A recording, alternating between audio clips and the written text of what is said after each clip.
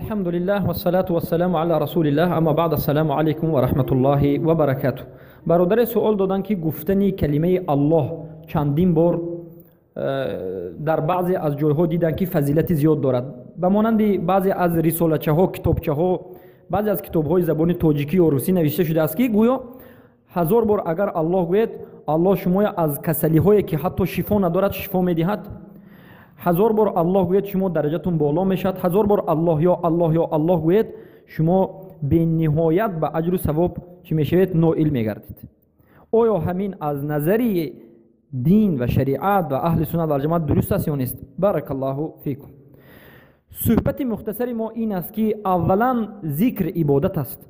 ذکر عبادت است. ما قاعده داریم که العبادات توقیفیه الا ما يدل الدلیل علی جوازه.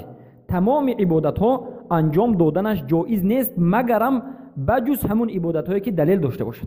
یعنی انسان همون وقت یک عبادت رو انجام میدهد که خواه نماز باشد، خواه ذکر باشد، خواه چیزی نباشد، عبادت رو انجام میدهد که به همون دلیل از قرآن یا از سنت داشته باشد. اگر دلیل از قرآن یا سنت نباشد این عبادت همچون عبادت این عمل قبول نمی شود.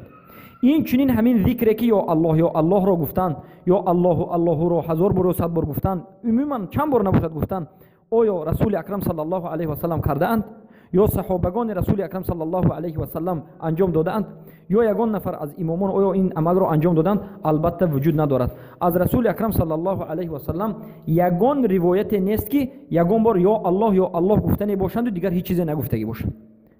و البته این نمود ذکر خلاف سنت است و بدعت است.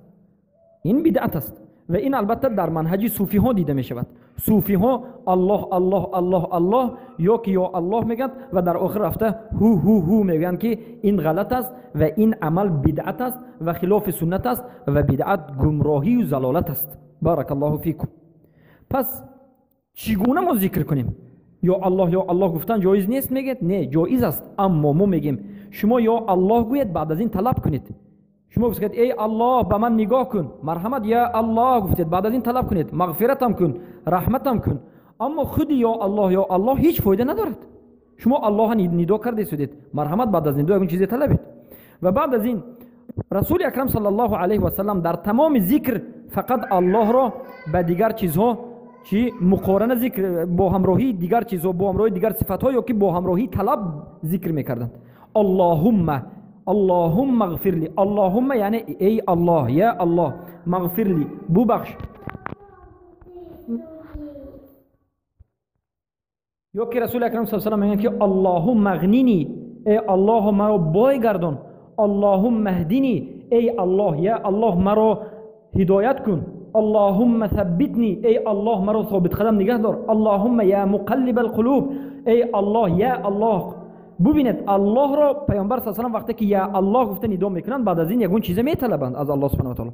اما ذکر عدد معین کردن به مانند اینکه 1000 بار الله گوید از سنت ثابت نشده است و کردن این بدعت است و این فعل خیلی که گفتیم صوفی ها هست. صوفی ها انا میچنین ذکر و انا میچنین فعل را از سنت میدونند که البته این غلط است. اما دلیلی که اینا میآورند برای الله رو 1000 بار گفتن یا که یک ذکر عدد رو معین کردن، دلیلشون از قرآن و سنت نیست و این دلیلشون از یک برشورکه هست که ما این برشورکه قبول نمیکنیم. کی گفتنش معلوم نیست. البته این صوفی ها گفتگی است. اما دلیل اهل سنت و جماعت این قرآن است، سنت است. قرآن است، سنت است. در مسئله عبادت قرآن است، سنت است. در مسئله عبادت ما حتی کلام علما رو نمیگیریم، برای اینکه قرآن و سنت باید مسئله عبادت به گفته شود. بارک الله فیکم. این مختصری صحبت در این مسئله بود. پس ما چی میگیم؟ این چنین رسالچه ها رو نخونید، این چنین کتابچه ها رو نخونید. این کتابچه های زنده کردن بدعت است و خوندن این کتابچه ها انسان سبب گمراهیش و سبب احیا کردن زنده کردن بدعت می شود. و البته نویسنده های این چنین کتابچه ها جاهلا هستند یا گمراه های صوفی ها هستند که بی خبر از اصل شریعت می باشند. بارک الله